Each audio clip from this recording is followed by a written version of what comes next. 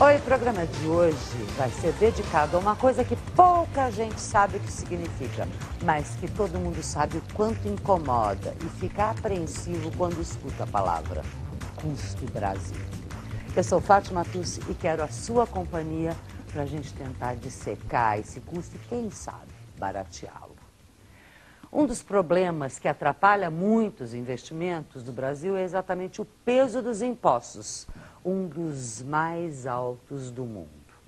Para reduzir este, que é um dos chamados do custo Brasil, seria necessário, claro, baixar a carga tributária sobre cada um dos produtos.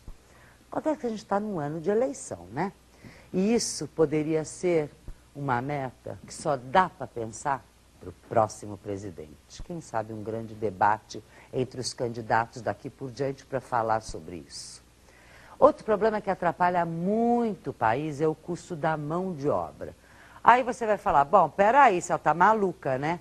Não, é realmente um paradoxo. Por quê? O funcionário acha e ganha pouco. E o empregador gasta muito. Por quê? Ele paga para o governo. E aí tem um outro problema. Ele paga para o governo para quê?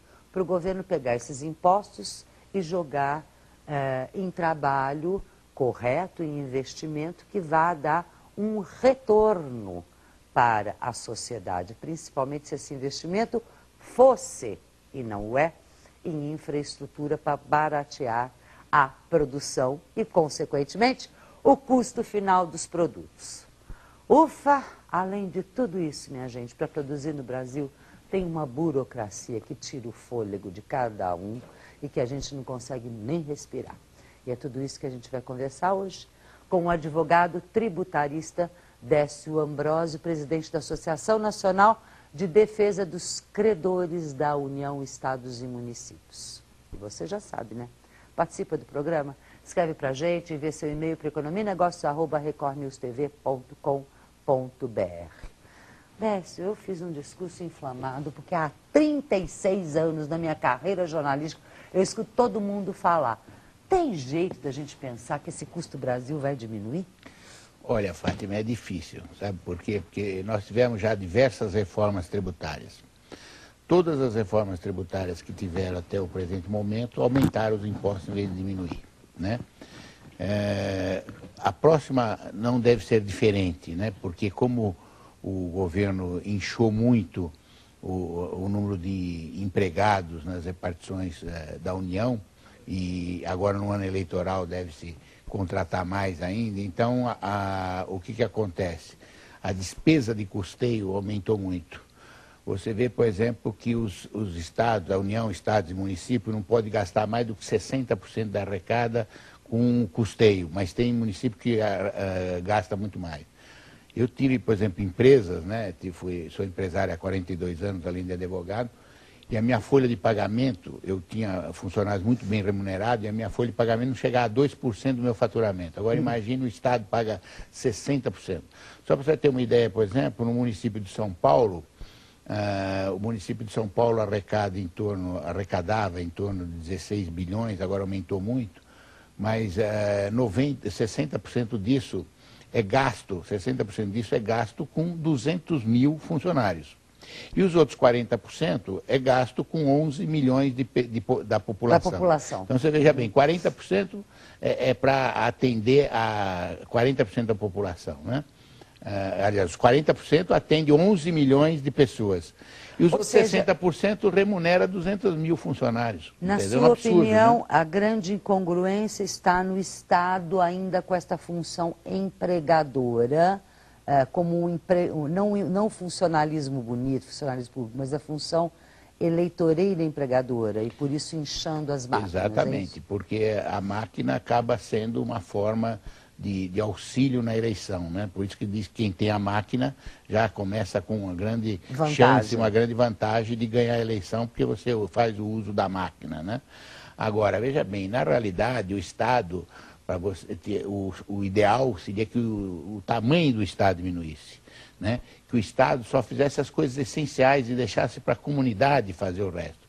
Porque, na realidade, quando as pessoas falam, né, que o Estado vai dar isso, o Estado vai dar aquilo. Aliás, o grande mal foi a nossa Constituição de 1998, que começa assim, são deveres do cidadão, quando ela devia começar, são direitos, são direitos do cidadão, e devia começar, são deveres do cidadão. Eu lembro, inclusive, uma vez, em 1989, o Lula, um repórter fez uma pergunta para o Lula e perguntou o seguinte para ele, falou assim, olha, eu tenho 3 filhos, né, 2 filhos na escola particular e 1 filho na escola pública. E você diz que vai acabar com a escola particular, né, e vai incentivar a escola pública.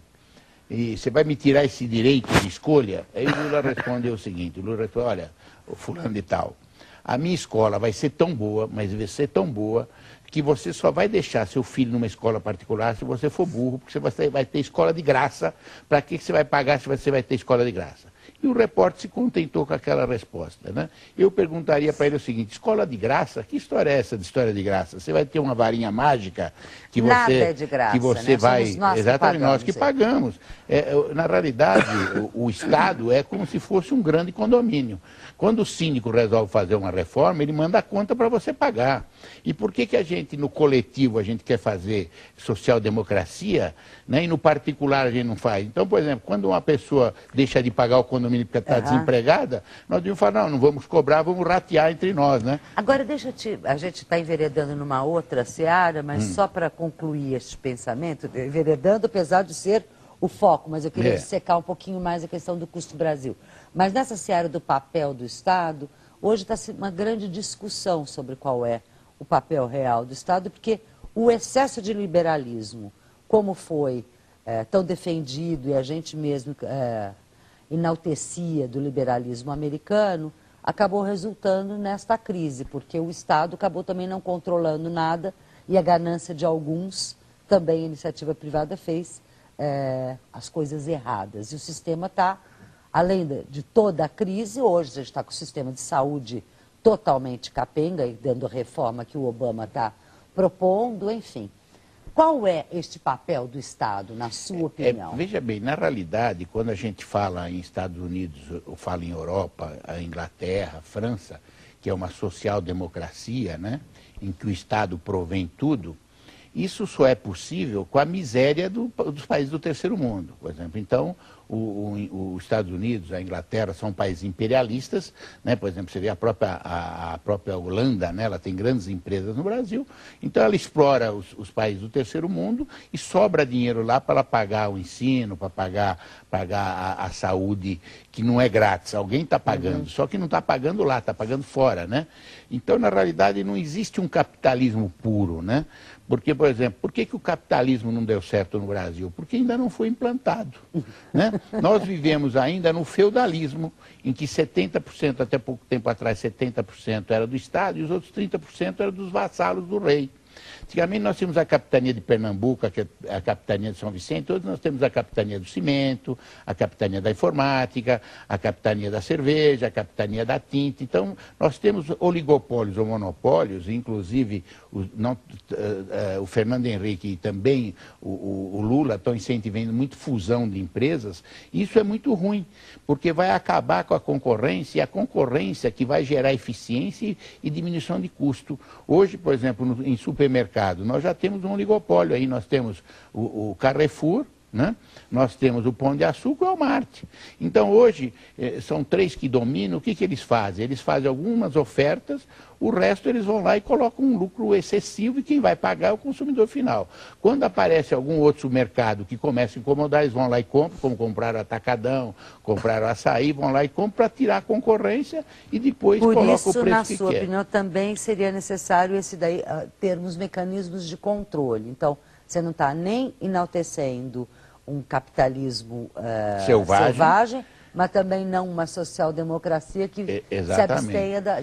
Nós tínhamos que ter um capitalismo puro, mas com controle. O Estado teria que ser um regulador e um controlador, não um interventor e um agente. Ele não teria que ser agente econômico. Nós estamos numa fase, neste momento,